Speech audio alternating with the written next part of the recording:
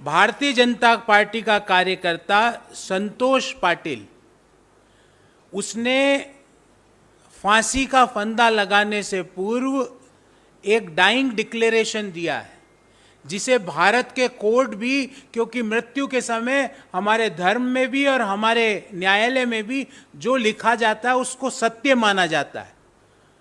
संतोष पाटिल जो कि बीजेपी का कार्यकर्ता है, वो क्या लिखता है, मैं वो आपको पहले हिंदी में सुनाता हूं क्योंकि वो कन्नड़ में लिखा गया है। Shri KS. Eshwarappa, minister rural development, मेरी मृत्यु के प्रत्यक्ष जिम्मेवार है। ये पहला वाक्य है। एक भारतीय जनता पार्टी का कार्यकर्ता कह रहा है कि जो कर्नाटक में मंत्री है श्री के.एस. ईश्वरप्पा, जो कि ग्रामीण विकास और पंचायती राज के मंत्री हैं, वो मेरी मृत्यु के प्रत्यक्ष रूप से, सीधे रूप से जिम्मेवार है। तो पहला तो सीधा जिम्मेवारी, उन्हें मैक्सिमम पनिशमेंट देना चाहिए। ये दूसरा वाक्य है उस डाइंग डिक्लेरेशन का। ये निर्णय मैं अपने जीवन की सारी एस्पिरेशंस को खत्म करके आज कर रहा हूं। ये तीसरा वाक्य है। मैं सरकार, वो संतोष पाटिल जो भाजपा के कार्यकर्ता है, जो 40% कमीशन से ग्रसित हो गए थे, वो लिखते हैं कि मैं भारत के प्रधानमंत्री, कर्नाटक के मुख्यमंत्री और हमारे लिंगायत सीनियर लीडर श्री येदियुरप्पा से आग्रह करता हूं कि मेरे बच्चों का और मेरी पत्नी का ध्यान रखें।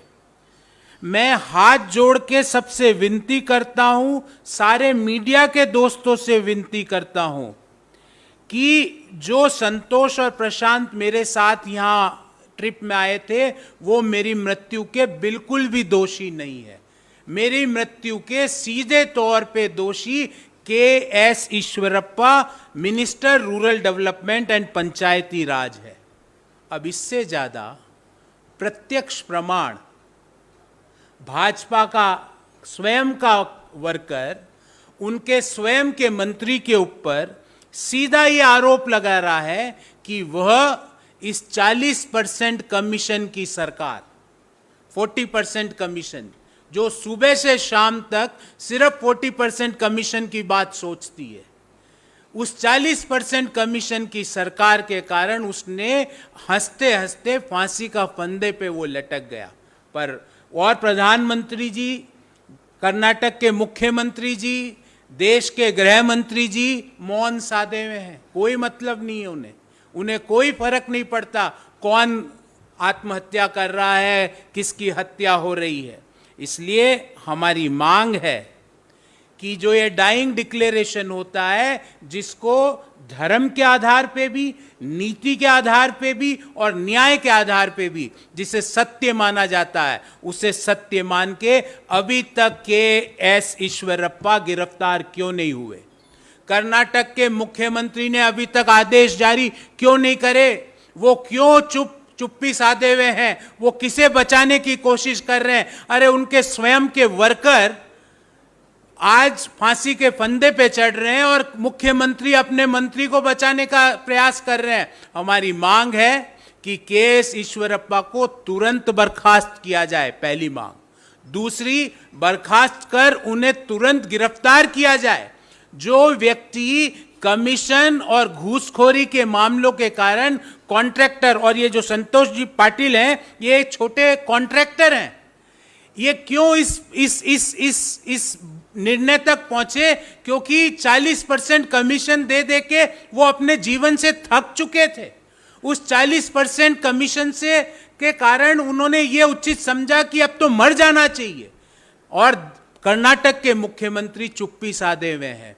वो अभी तक ईश्वरप्पा को बर्खास्त कर गिरफ्तार क्यों नहीं कर रहे?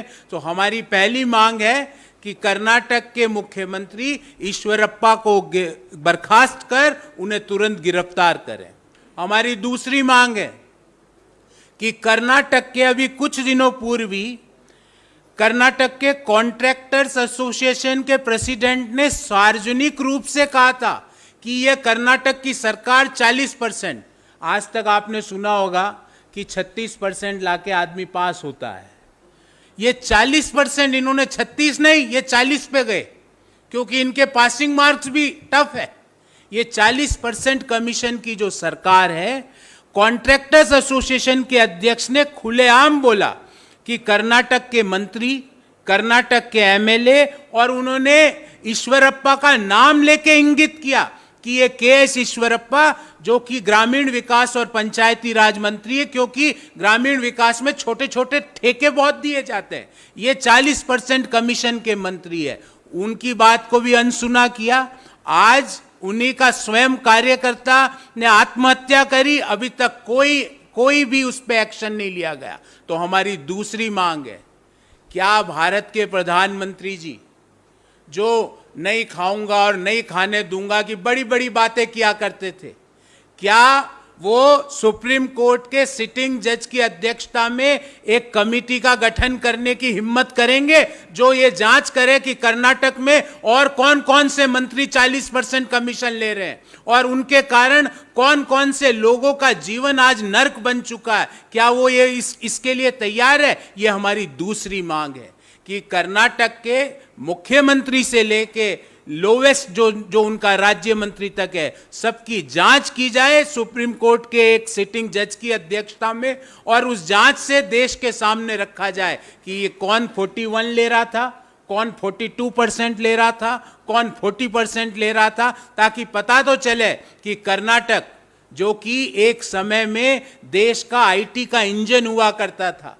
जहां से हमेशा समाचार आते थे आईटी इंडस्ट्री के बारे में, आज हमें अपेक्षा थी कि कर्नाटक से न्यूज़ आएगी कि आर्टिफिशियल इंटेलिजेंस और मशीन लर्निंग में क्या क्या योजनाएं बनी, पर वहां से न्यूज़ आ रही है 40% कमीशन की, वहां से न्यूज़ आ रही है रोबोटिक्स की, न्यूज़ नहीं आ रही है, वहां से 3D 4D प्रिंटिंग की मैसिव स्केल पे कैसे उसका विस्तार किया जाए उसकी न्यूज़ नहीं आ रही है।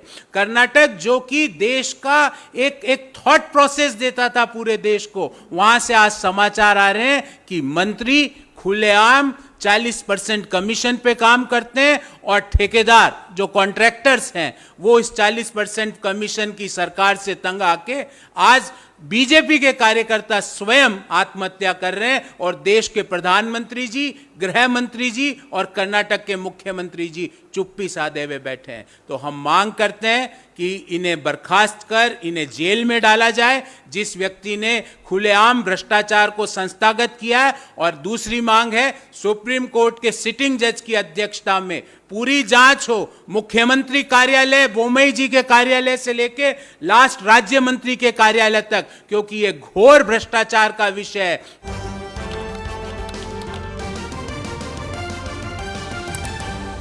आपकी आवाज